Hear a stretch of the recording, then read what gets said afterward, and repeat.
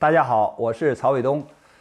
这次啊，在珠海航展上啊，展出了大量的无人机，同时呢，也是无人机进行了首次在航展上飞行表演。当然，这次飞行表演的这个无人机呢，数量很少，型号也很少。那和展出的这些无人机啊，那只是这个可以说九牛之一毛啊。这次在空中展示的这个就是无人机呢，有两款，一种呢是攻击2，还有一款呢是彩虹4。攻击2呢属于我们空军的装备，它主要是长航时察打一体。长航时就是它在空中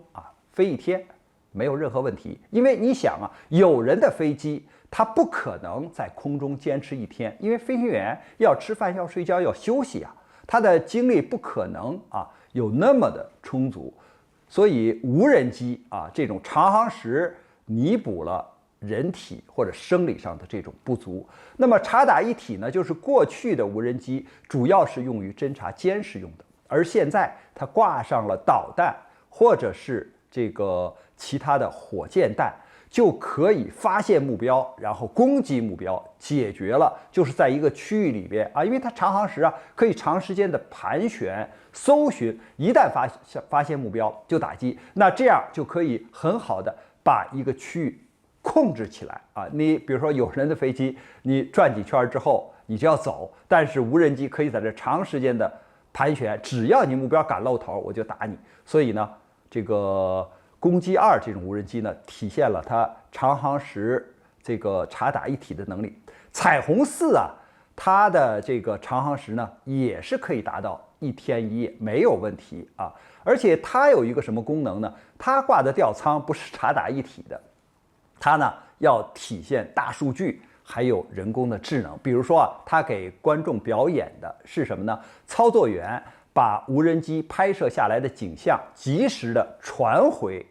就是荧光屏上，因为它是分了2屏，就是一边呢就左屏是无人机在空中飞行，那么右边呢是它传回来的图像，就是珠海航展这个场地上摆了大量的各种各样的飞机，有军用的，有民用的，比如说有这个运油20，有歼16，有这种导弹，有 AG600这个无人机，还有直升机，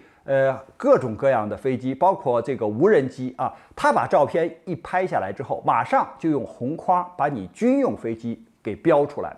这个工作呢，过去我们军队要靠一种专门的工作人员，叫判读员，判别的判，读书的读，员工的员，他们来识别卫星拍的照片，或者是飞机侦察拍的照片，来判定哪些是飞机，哪些是什么样的目标。但是呢，有了就是彩虹4这样的人工智能，它拍了照片，立即就给你判断出来哪些是军用飞机，哪些是民用飞机。当然它还有特殊的功能比如说在植物中你要找某一种植物，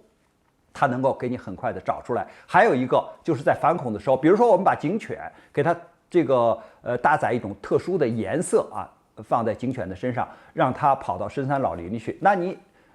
这个无人机在就是它的上空盘旋，这个警犬跑到哪儿它都跟到哪儿。然后呢，比如说警犬停在哪儿了，就知道目标在哪儿了，那你 GPS 或者是我们北斗卫星一定位，马上你就到那儿搜去就可以了。所以它解决了这样的问题。其实这个人们一谈到无人机，就有一个概念，低慢小，就是飞的高度低，速度慢，体型小。但是我跟你说，这次在珠海航展上有高大上的东西。你说这个低到什么程度比如说你认为它飞不了1万米的高空，但是现在无人机已经可以飞到3万米的高空，让你有人机都飞不上去，它能飞到3万米，这是个高。这个速度快，现在的无人机已经飞到了3倍的音速。你想想，我们的民用客机是不允许超过音速的，因为你一超过音速之后噪音非常大。还有一个呢，就是乘客他可能身体非常的不舒服，但是无人机已经达到了3倍的音速。我就问他，我说你现在能够飞到3万米的高空，能够达到3倍的音速，你下一步准备怎么做？他说我可以翻，就是6万米的高空啊，我可以达到，再一个6倍的音速我可以达到。我说你这样还叫无人机吗？你这就是这个高超声速导弹了，因为超过5倍的音速啊，这就是高超声速。你都6倍音速了，那绝对是高超音速了。那这个导弹都很难防你的了，就拦截不住你啊。是啊，就能做到这样。所以你看，它是一个高大上。还有呢，就是无人机的滞空时间是一个绝对的优势，因为你有人机不可能在天上待1天1夜啊，24小时。但是我们现在无人机已经就是测试的，能够在天上待多长时间？1个星期。所以这个是有人机无法比拟的。那么有大的，有小的，多样化啊。我们在这个就是解说中也给大家介绍了一个情况，就是当需要它到海面上的时候，它可以像无人机一样、直升机一样到达你指定的区域。当你发现水下就是或者水面上、海面上有目标的时候，它可以一头栽到水里面，把自己变成一个小艇，把它原来在空中飞行的动力转换为搅动海水的螺旋桨。你说它是艇啊，还是飞机呀？所以它是一个混合体啊。那么当然，在陆地上，我们的坦克、装甲车都配备了这个无人机，可以让他们就是为坦克、装甲车啊增加耳目啊。所以我们看这个无人机的发展，中国确实走在了世界的前列。关于这个话题呢，我们今天就聊到这儿，感谢大家观看本节目，我们下期节目再见。